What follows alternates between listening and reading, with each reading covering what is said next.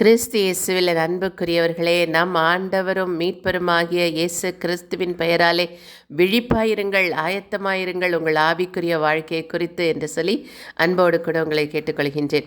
நாம் அந்த spiritual death, ஆவிக்குரிய சாவு என்பதை குறித்து நம்ம இந்த ஒரு 2-3 எபிசோட் நம்ம தியானித்து கொண்டிருக்கின்றோம். அப்போ அந்த ஸ்பிரிச்சுவல் டெத் அதை குறித்து புனித அகஸ்தினார் என்ன சொல்கிறார் என்பதை சொல்லி நாம் இன்றைக்கி தியானிக்க போகின்றோம். அவர் என்ன சொல்கிறார்னா, spiritual death is when the soul forgets itself. அது அன்கான்ஷியஸாக ஆகிடுது, தன்னுடைய சொந்த ஐடென்டிட்டியை மறந்து போயிடுது அப்படிங்கிறார். அப்படின்னா அந்த ஸ்பிரிச்சுவல் டெத்து அப்படி இருக்கக்கூடிய ஒரு நபர் வாழ்ந்து கொண்டிருக்கிறார், சரீர பிரகமாக வாழ்ந்துட்டுருக்கிறாரு. ஆனால் அவருடைய ஆவி அது செத்துப்போன நிலையில் இருக்கிறது. அப்படின்னா இயேசு கிறிஸ்துவோடு இணைந்த நிலையிலே அது வாழ்வு பெறாமல் இருக்கிறது அப்படின்னு சொல்லும் பொழுது, அது அந்த நபருடைய வாழ்க்கை எப்படிப்பட்டதாக இருக்குமா? அது சுத்தமாக தன்னுடைய மகிமையை மறந்து போய், தான் யார் என்பதை மறந்து போய் அது நினைவற்றதாக இருக்குமா. அவனுக்கு ஞாபக சக்தி இருக்கும், இந்த சாப்பிட தெரியும், சமைக்க தெரியும், வேலை செய்ய தெரியும், சம்பாதிக்க தெரியும், கல்யாணம் பண்ணிக்க தெரியும், குழந்தை பிறக்கும், எல்லாமே இருக்கும். ஆனால் உண்மையிலே தான் யார், கடவுளுக்குள்ள தான் யார், அவனுடைய ரியல் ஐடென்டிட்டி என்ன, அவனுடைய க்ளோரி என்ன அப்படிங்கிறத அவன் அறியாதவனாக, மறந்து போனவனாக அவன் வாழ்ந்து கொண்டிருப்பானான். என்ன ஒரு கொடுமையான நிலை பாருங்கள்.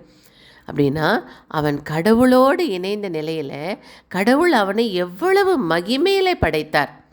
உண்மையாக அந்த மனுஷனை உருவாக்கி தன்னுடைய சாயலில், தன்னுடைய ரூபத்தில், தன்னுடைய ஆவியை அவனுக்குள்ளே ஊதி அவன் மனுஷன் எல்லாவற்றையும் ஆள கடவுது அப்படின்னு சொல்லிட்டு கடவுள் கொடுத்த அந்த மகிமையை அவன் சுத்தமாக மறந்து போயிடுவான்.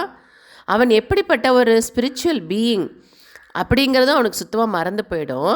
அவன் தான் ஒரு ஃபிசிக்கல் செல்ஃப், அவ்வளோதான். அவனுக்கு எனக்கு ஒரு உடம்பு இருக்குது, அந்த உடம்புக்காக நான் சாப்பிடணும், வாழணும், அந்த சரீர தேவைகளை சந்திக்கணும், ஏதோ ஒரு வீடு கட்டினா போதும், பணம் சம்பாரித்தா போதும், பிள்ளை பிறந்தா போதும், ஏதோ வாழ்ந்தால் போதும் அப்படின்னு சொல்லிட்டு அந்த உண்மையை, உன்னதமான நிலையை மறந்தவனாக அவன் வாழ்ந்துட்டுருப்பானான்.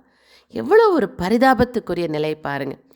அதனால தான் இன்றைக்கி ஒரு சிம்பிளான ஒரு எக்ஸாம்பிள் எடுக்கிறோம். அப்படின்னா ஒரு குடித்து தன்னை அழித்து கொண்டிருக்கிற ஒரு நபர் இருக்கிறார் அப்படின்னா, அவர் தன்னுடைய அந்த உண்மையான மகிமையை உணராமல் அந்த ஆஃப்டரால் அந்த ட்ரிங்க்ஸுக்காக, அதனால் வரக்கூடிய அந்த போதைக்காக, அந்த பாவத்தில் அவர் அடிமையாகி போய் பாவம் அவர் மீது ஆட்சி செலுத்தி கொண்டிருக்கும். அவர் முற்றிலுமாக ஆவிக்குரிய நிலையில் மறித்தபடியாக இருப்பார். அதனால் அவர் ஆடை கலைந்து போய் அவர் ரொம்ப கேவலமாக அந்த தெருவில் விழுந்து கிடந்தா கூட, அதை விழித்து தன்னுடைய நிலையை அவர் அப்படி பார்த்தா கூட, தான் குடும்பம் எவ்வளோ கேவலமாக மாறி போயிடுச்சு அப்படின்னு சொல்லி அவர் அதை பார்த்தால் கூட அவரால் தானாக மனம் மாற முடியாது. ஏனென்றால் ஆவிக்குரிய சாவு அங்கே நடந்துருச்சு. எத்தனை பேர் வந்து சொன்னாலும் சரி, அவனே தானே பார்ப்பான், தன் உடம்பு எவ்வளோ மோசமாக போயிடுச்சு, தன்னுடைய உடல் உறுப்புகள் எவ்வளோ வீணாக போயிடுச்சு, தான் பொண்டாட்டி எப்படி ஒன்றும் இல்லாமல் போயிட்டா, தன் பிள்ளைங்க வாழ்விழந்து நிற்கிறாங்கன்றதை பார்க்கும்போது கூட அவனால் தன்னை மாற்றிக்க முடியாது. எந்த ஒரு பாவமும், அதுதான் வெறும் குடிகாரம் மட்டும் நான் சொல்லலை, எந்த பாவத்தில் நம்ம நிலைச்சு நிற்கும் போதும் ஆண்டவருடைய வார்த்தை நமக்கு சொன்னாலும் சரி, பல பேர் வந்து நம்மளுக்கு அட்வைஸ் பண்ணாலும் சரி, நம்ம அந்த பாவத்திலே நிலைச்சு நிற்போம், அதை ஜஸ்டிஃபை பண்ணுவோம், அதை வீணாக பிடிச்சிக்கிட்டு இருப்போம், தொடர்ந்து நம்ம அந்த அழிவின் பாதையில் நடந்து கொண்டிருப்போம். அப்படின்னா என்னன்னா, என்னுடைய சொந்த ஐடென்டிட்டி, நான் யார், கடவுளுடைய பார்வையில் நான் யார், எனக்கு என்ன மகிமை அப்படிங்கிறது சுத்தமாக மறத்து போய் வெறும் இந்த ஊனியல்புக்காக நான் வாழ்ந்துட்டுருப்பேன். அழிவின் பாதையில் நடந்துக்கிட்டு இருப்பேன்.